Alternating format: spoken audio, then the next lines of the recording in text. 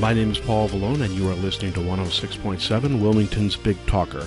I'd like to welcome you to Guns, Politics, and Freedom, where each Sunday at 5 p.m., as part of the Sunday Night Political Power Block, we give you the ammunition to better defend your gun rights. I'd also like to thank our sponsor, Hyatt Guns, America's largest gun shop. Check them out at hyattguns.com. In case you aren't familiar with me, I direct Grassroots North Carolina, or GRNC, since 1994, our state's most effective gun rights organization. As its director, I was involved in drafting and passing our original concealed handgun law. Since then, GRNC has gone on to engineer passage of concealed handgun reciprocity, our purchase permit bypass, Castle Doctrine and Stand Your Ground, the expansion of concealed carry into state and municipal parks, restaurants, public assemblies, educational properties, and much more. Grassroots North Carolina is exactly what the name implies, a grassroots collection of volunteers from all walks of life who share a common concern that our constitutionally guaranteed freedoms are being eroded. Check us out at grnc.org. That's grnc.org. Well, folks, I'm afraid it's game on. This week, the left managed to steal your victory in the 9th Congressional District, even reducing the conservative candidate himself to tears and browbeating him into accepting a new election. Never mind that the number of questionable absentee ballots didn't approach the margin of victory. Never mind that the leftists themselves were guilty of more than their share of election irregularities. Never mind that conservative Mark Harris had no idea what was going on. And never mind that this will now be a national effort by the left to steal yet another seat in Congress, putting another leftist gun ban advocate into North Carolina's congressional delegation. Whether you live in the 9th Congressional District or not is irrelevant. The question is whether you will let California money decide who should represent you in Congress. Are you willing to endure a few decades of, and I hate to say this, Congressman Dan McCready, another cohort for Alexandria Ocasio-Cortez, or are you prepared to do something about it? We are prepared to do something. The Grassroots North Carolina Political Victory Fund, our federally registered political action committee, will be active in this revote. So we encourage you to donate to the GRNC Political Victory Fund to help us elect a conservative candidate in the 9th Congressional District. Again, go to grnc.org, grnc.org, and then at the top, click on GRNC PVF for Political Victory Fund, and it will lead you to where you can help. Also coming up today, a massive California-style gun control bill has been introduced right here in the North Carolina General Assembly. And Speaker Moonbat, a.k.a. Nancy Pelosi, will be moving 2 anti-gun bills to the floor of the United States House of Representatives this week. More on that shortly. But first, in gun rights news, rather. First off, I should mention, we will not be talking about Jussie Smollett. That garbage is beneath you. I refuse to discuss that. Now, next, it started on the West Coast in the state of Washington, but it is now spreading. I call it the We Will Not Comply movement, and pro-gun local officials are apparently modeling it on the left's sanctuary cities. In the state of Washington, numerous sheriffs are now refusing to enforce new gun laws passed by ballot initiative I-1639, which passed largely due to a few urban counties in the state of Washington last November. Indeed, 27 of 39 counties rejected the measure, which adds restrictions to semi-automatic firearms and raises the minimum age for purchase of those guns. Now, what began with a single sheriff has now grown to 20 sheriffs who refuse to enforce the new law. The, how do I pronounce this? Klickitat, there it is, the Klickitat County Sheriff, Bob Songer, said that the initiative passed last November is, quote, unconstitutional on several grounds. I've taken a position that as an elected official, I'm not going to enforce that law. The Washington State Sheriff's Association has voiced public opposition to the law, along with the Washington State Patrol Troopers Association, the Washington Fraternal Order of Police, and the Washington Council of Police and Sheriffs. Indeed, the sheriffs who refuse to implement the law have been receiving death threats from the ever-progressive Voice of Tolerance, of course, and one Facebook post said, and I quote, Sheriff Nizovich is going to get a bullet in his skull. It also said that the poster would shoot anyone who disagrees with I-1639. That's the Voice of Tolerance for you. Indeed, Jayton H.W. Ledford was arrested a few days ago for making the threats. I guess the lesson here is that everybody except liberals should have guns. Now, with an apparently straight face, the Washington State Attorney General, Bob Ferguson, has admonished law enforcement officials in an open letter, saying he was deeply concerned that the failure of local law enforcement to perform Initiative 1639's background check requirement will jeopardize public safety in our state. No word on whether that Attorney General was also deeply concerned over the declaration by Seattle, the largest city in his state, that it is a sanctuary city with respect to illegal immigration. Double standards abound. Happily, the Second Amendment sanctuary movement appears to be spreading.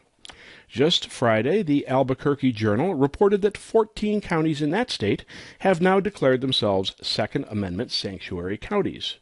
The county resolutions were in response to both federal and state gun control bills, which have not yet even become law.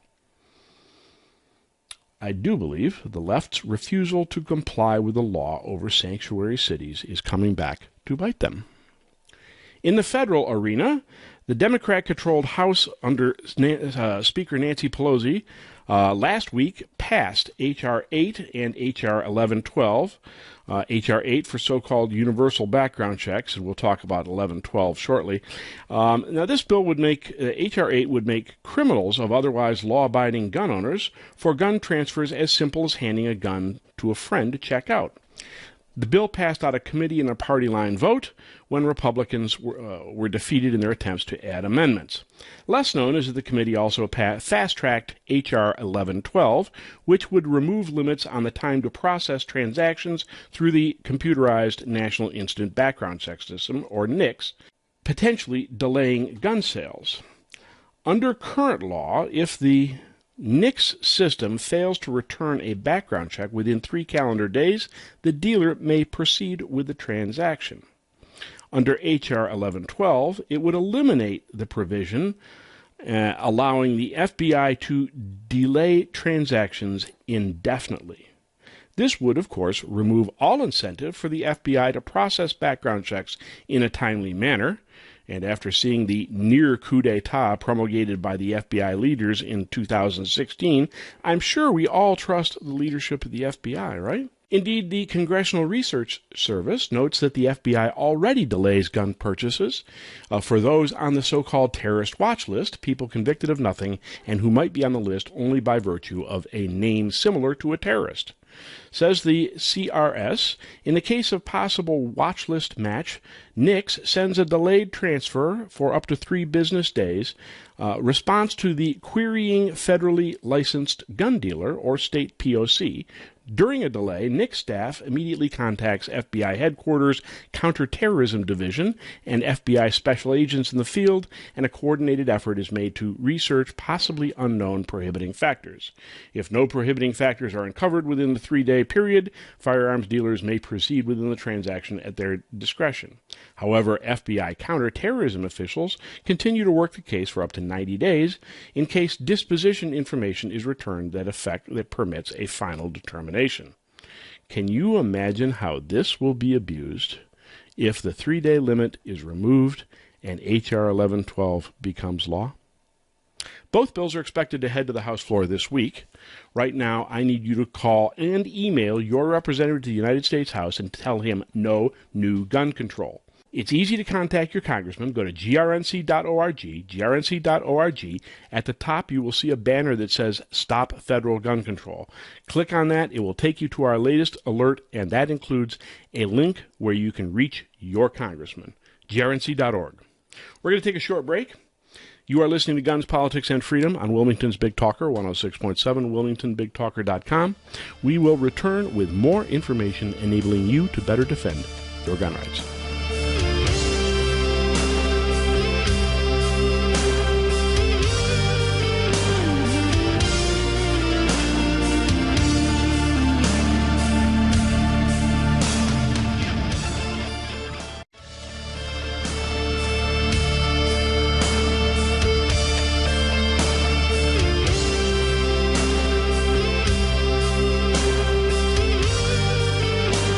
My name is Paul Vallone, and you are listening to Guns, Politics, and Freedom today on Wilmington's Big Talker, 106.7, wilmingtonbigtalker.com. Our show is sponsored by Hyatt Guns, America's largest gun shop. Check them out at hyattguns.com. Well, for the first time ever, a California gun ban is moving right here in North Carolina. As the nation lurches leftward, gun control advocates right here are salivating over the possibilities and have already introduced 2 anti-gun bills with at least a third to follow. Of greatest import is HB 86, the misnamed Gun Violence Prevention Act. This bill, which would actually not prevent violence in any way, is truly a wish list for the anti-gun left. The primary sponsors of the bill are the following, all Democrats, of course: Freshman Representative Christy Clark, Mecklenburg County; Marcia Maury, Durham County; Pricey Harrison, Guilford County; and Shelley Willingham of Edgecombe and Martin counties.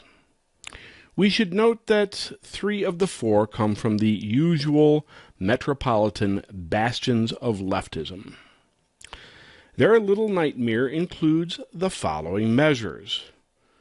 It requires the Jim Crow-era pistol purchase permits be required for all gun sales, not just handguns, including those nasty old assault weapons, which would effectively allow any sheriff to decide whether or not you need to buy a gun, any gun.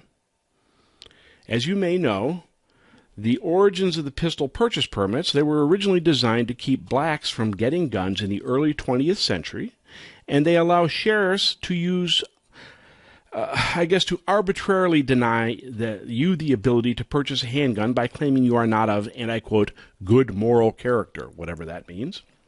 Translated, for any arbitrary reason, you can be denied the ability to buy any firearm in the state under their proposal. It goes on to impose a 72-hour waiting period on all gun sales, which of course would kill all gun shows. And by the way, we should note that a few years back, the National Academy of Sciences did a literature review of gun control studies, and they found no impact of typical gun control on violent crime rates, especially the waiting periods like these wackos are pushing.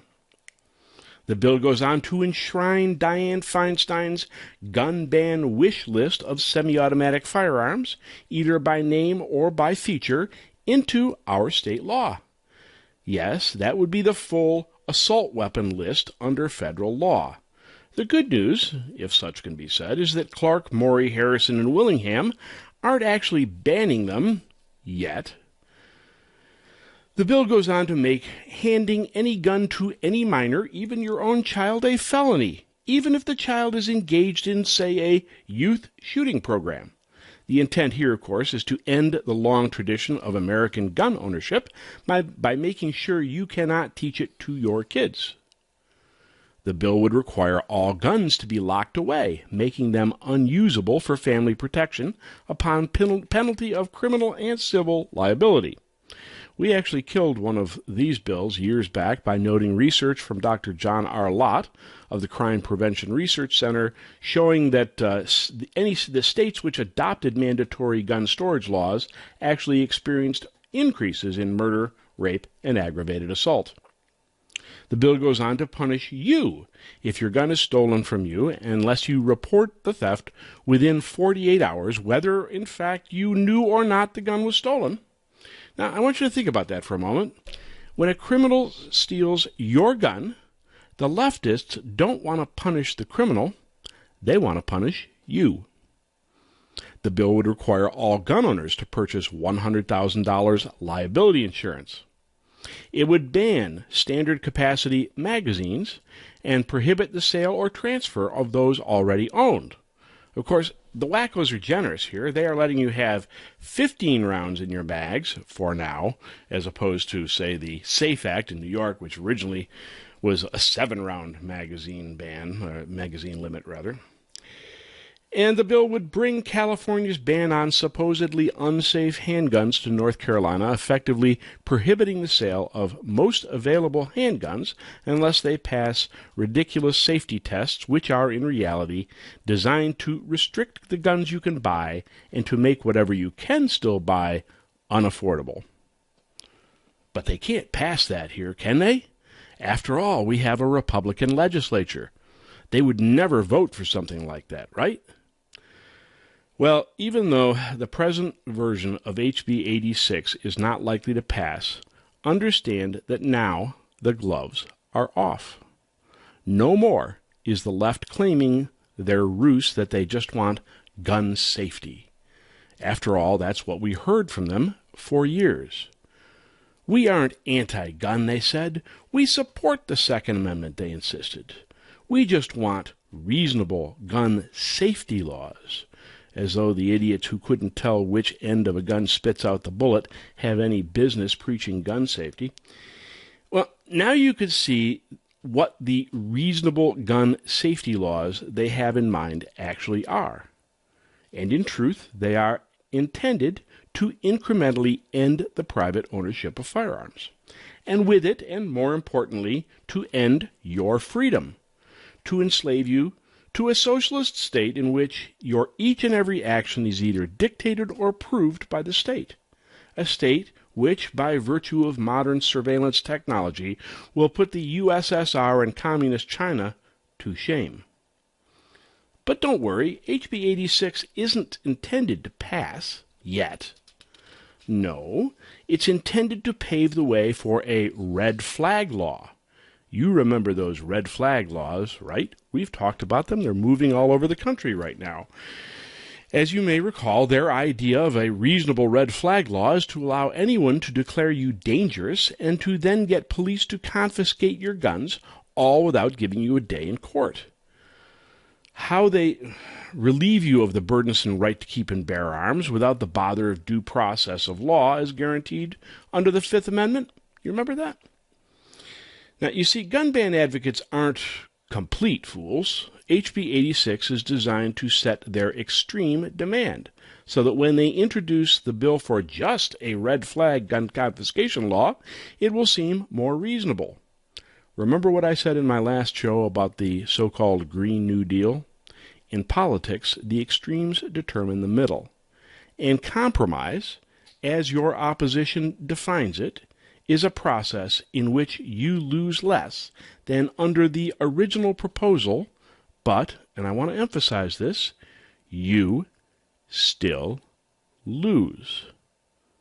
That is the point of HB 86, to make you feel they have given you something by only taking away due process of law before confiscating your guns. Again, go to grnc.org.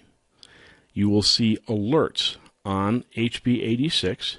I encourage you to contact your North Carolina House legislator, North Carolina House this time, and let them know that no gun control is acceptable. Not just HB 86 and all the wacko California gun bans that they intend to implement here, but also anything deemed to be more reasonable, and especially the red flag bills.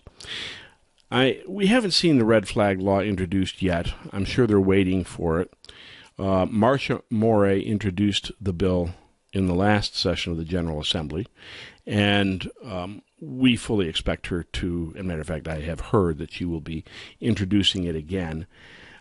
The problem with the red flag bills is not only that they allow your guns to be confiscated without Fifth Amendment due process of law, without giving you a day in court, in fact, without even letting you know that you have been declared dangerous and that the police are coming to confiscate your guns, because all of this is done in what they call an ex parte hearing, an emergency hearing.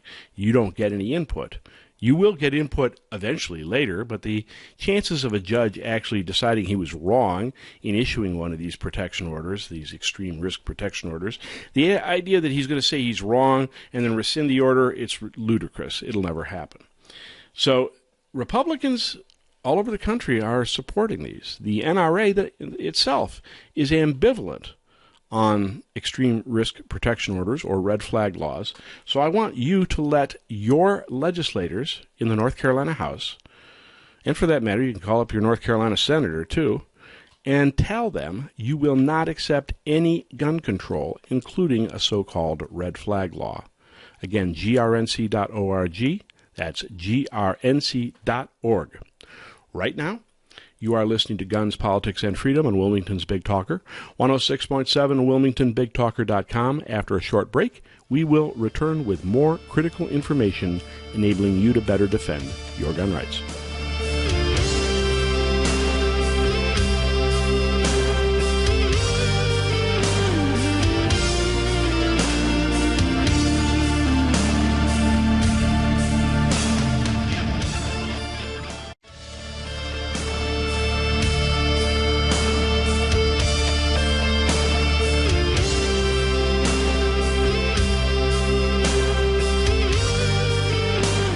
My name is Paul Vallone, and you are listening to Guns, Politics, and Freedom today on Wilmington's Big Talker, 106.7 WilmingtonBigTalker.com.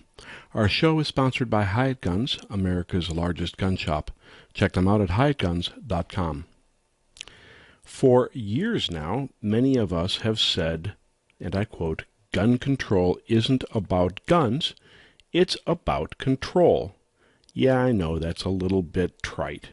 But the point, of course, is that gun control advocates know full well that the measures they are pushing won't have the slightest impact on violent crime. They say with a straight face if it saves just one life, but they know it won't save any lives. It may, in fact, cost lives. That's just as the near-complete ban on gun ownership in Britain has not only not reduced violent crime, it has actually increased it. You see, gun owners are far too independent a lot. They still believe the government is their servant rather than the other way around. Therefore, to consolidate control in the creation of that authoritarian socialist state, the left must first eradicate gun ownership, and with it, the independent thought that it fosters. Well, let's say thank you, and yes, I am using that word ironically, thank you to Michael Bloomberg's group, Everytown for Gun Safety, for finally admitting what we have been saying all along. Please allow me to read from an excerpt from the alert from the NRA's Institute for Legislative Action, dated just this past Friday. And I quote, "If you were still under the impression that gun control was about giving law enforcement the tools to target violent criminals, think again. At a February 12th hearing concerning Nevada Senate Bill 143 that criminalizes the private transfer of firearms, attorney for Michael Bloomberg's Everytown for Gun Safety, William Rosen, made clear that gun control is about creating more servile, law-abiding gun owners." Rosen was asked by State Assemblyman Tom Roberts, who has 34 years of law enforcement experience, and I quote, "I'm really concerned about the people that don't follow the bill, follow the law that you're intending to pass here. How is law enforcement supposed to enforce this in the field? Say they're not a prohibited person, but they still don't abide by the transfer process. They just sell it like they've been doing at a gun show or whatever. How is law enforcement supposed to investigate that and prosecute those cases? Well, during his response, Rosen, that would be the Everytown for Gun Safety lawyer, Rosen explained, and I quote, "The ultimate goal of this type of legislation is not to put people in jail, but rather to create a culture of compliance where law-abiding gun sellers require background checks." A culture of compliance. Well, there you have it. Gun control isn't about guns. It truly is about control. I'm going to call this next bit Courts Gone Wild, as left-wing judges go on a bender and disregard even the pretense of following the Constitution and the law. Indeed, in the unlikely event you had any doubt that the left truly doesn't give a damn about either the Constitution or the national will, on Friday, a North Carolina Superior Court judge just struck down yet again, is that the third time? Yet again, the state's voter ID law. But I want you to hear the illogic behind the decision. Said WTVD in Raleigh yesterday, quote, "A North Carolina judge has voided constitutional amendments approved by voters in November requiring photo identification to vote in person and capping the state income tax rate. The judge sided Friday with the state NAACP, which argued, and I quote, last year's edition of the General Assembly that voted to put amendments to the North Carolina Constitution on the ballot was illegally constituted because of racially gerrymandered districts. Illegally constituted. You know, the funny part is, when Speaker Jim Black was eventually convicted of buying the party affiliation of Republican Mike Decker for, I believe it was $60,000 and a used car, which changed the balance of changed control of the North Carolina General Assembly. I don't recall, even after Black went to prison for this, I don't recall anybody saying that everything that the Assembly did under Jim Black's speakership was now invalid. Do you? Anyway, this is the statement from the NAACP. "We are delighted that the acts of the previous majority, which came to power through the use of racially discriminatory maps, has been checked." North Carolina NAACP President Reverend Dr. T. Anthony Spearman said in a press release, "The NAACP challenged 4 amendments. Only 2 of them, the voter ID and the tax cap, were approved by a majority of voters." Senate Leader Phil Berger said, quote, "We are duty-bound to appeal this absurd decision. The prospect of invalidating 18 months of laws is the definition of chaos and confusion. Based on tonight's opinion and others over the past several years, it appears the idea of judicial restraint has completely left the state of North Carolina." Wake County Superior Court Judge Brian Collins, a Democrat, need we say more, wrote that the amendments were placed on the ballot by a legislature that, quote, "did not represent the people of North Carolina." Nah, you didn't elect him. Senator Ralph Heiss, a Republican of Mitchell, who chairs the Senate Redistricting and Elections Committee, said, quote, "I am legitimately concerned about the future of our state and country with opinions like this abomination. One man with a political axe to grind invalidated millions of votes and potentially dozens of laws, including the state budget. 2 million voters decided to add voter ID to their state constitution, but one Democrat on a power high is invalidating their will." Well said, Ralph. The voter ID constitutional amendment passed with 55% of the vote. The tax cap constitutional amendment passed with 57% of the vote. The decision, of course, could be appealed by legislative leaders, will be appealed by legislative leaders who were sued. And I quote, "We will fight for North Carolinians' voice in support of voter ID and a lower income tax cap," said House Speaker Tim Moore. "The people have spoken, and this outrageous attempt to invalidate their decisions will be appealed." 34 states have some form of voter ID. North Carolina is the last state in the Southeast not to require some form of voter ID. Imagine that. Now, I want you to think long and hard about this decision. No, I don't just mean that the voters passed voter ID overwhelmingly and that their wishes are being ignored. No, I don't just mean that voter ID is a logical measure. We require ID for everything else, but not for voting somehow. And no, I don't mean that it disenfranchises voters, which is absurd.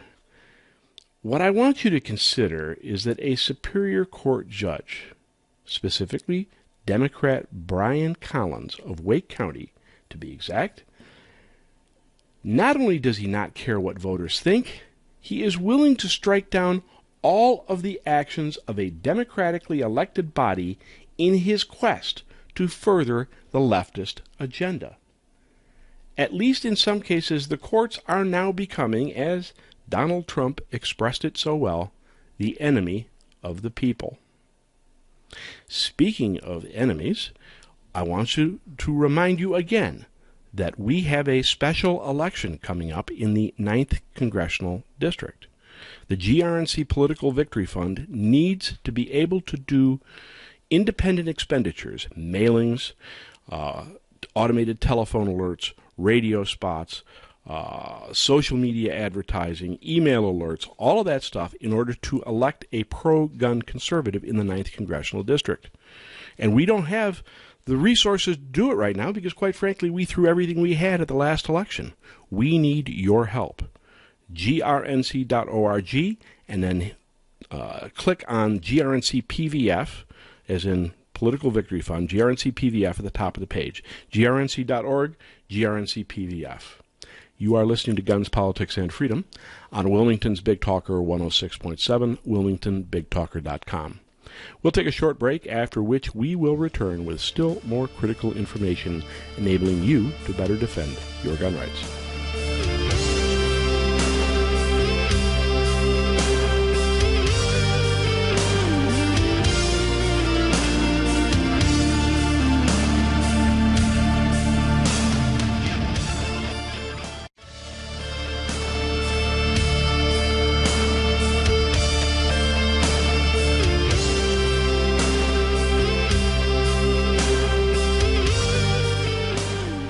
My name is Paul Vallone, and you are listening to Guns, Politics, and Freedom, today on Wilmington's Big Talker, 106.7, WilmingtonBigTalker.com.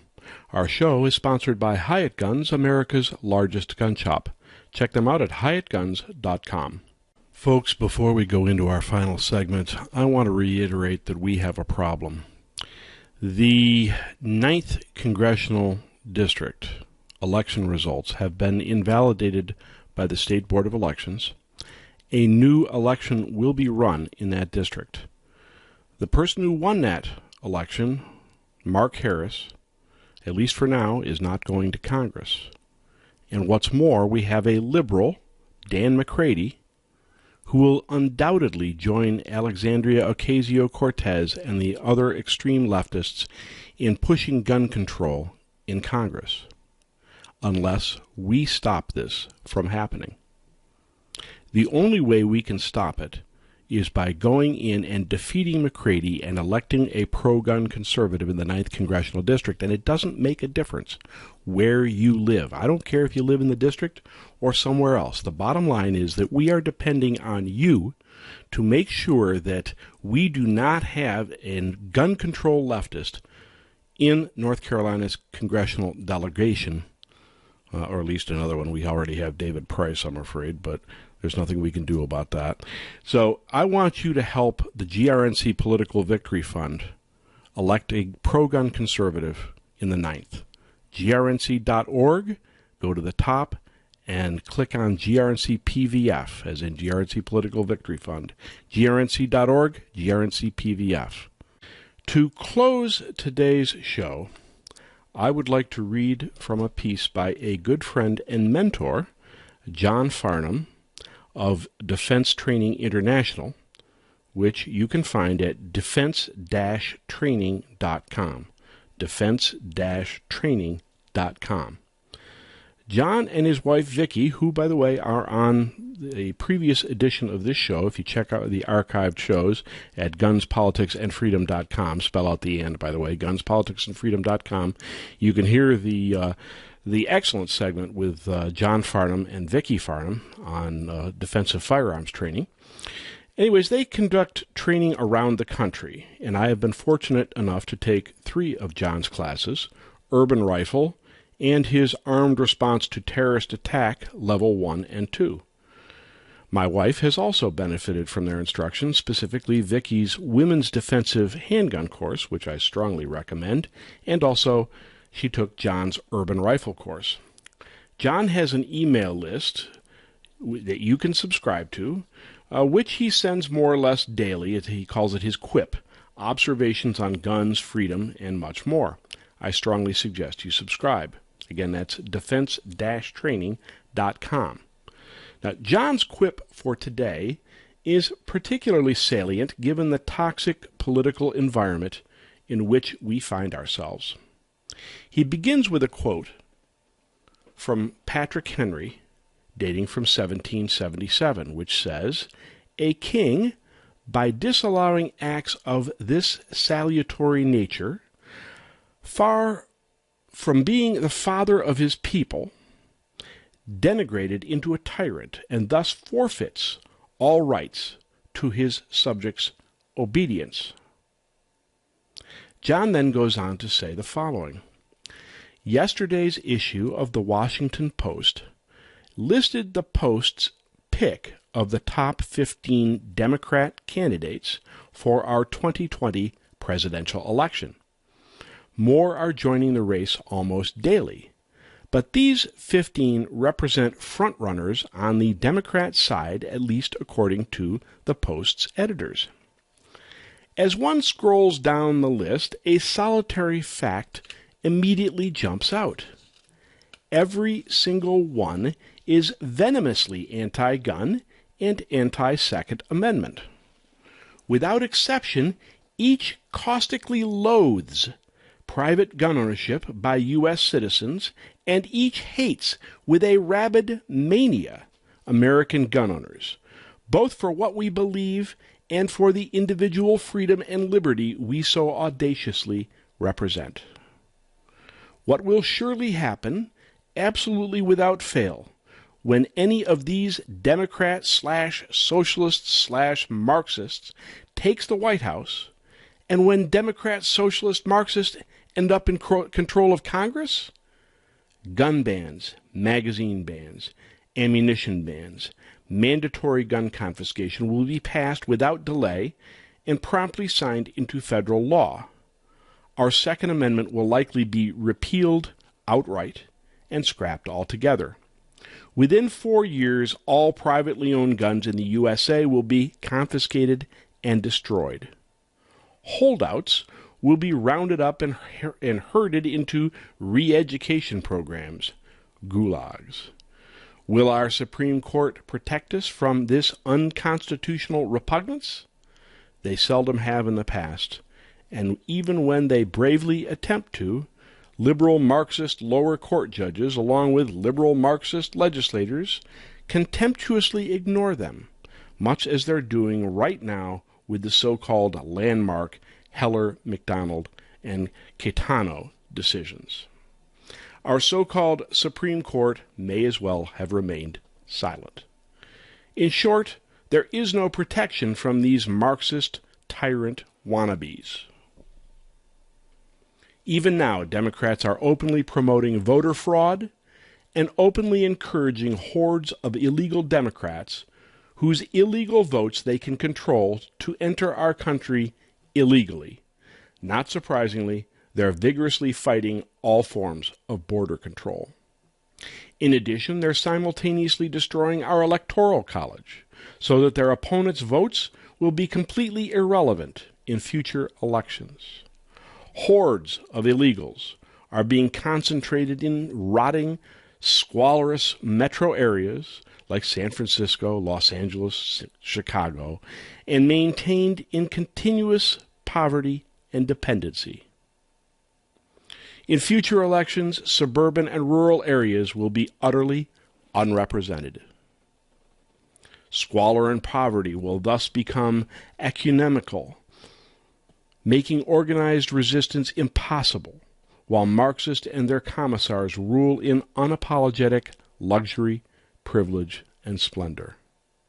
That is their stock M.O., and has been since 1917, and their takeover will be, as it always is, one way. In addition to eliminating our Second Amendment, Democrat Marxists will immediately go to work on our First and our Fourth. Hate speech will be expanded to indict any who will dare to speak out against them. All political debate will thus come to an end. Their nationalized thugs will spread out and kick in doors without warning nor warrants, looking for, quote, anti-revolutionary propaganda.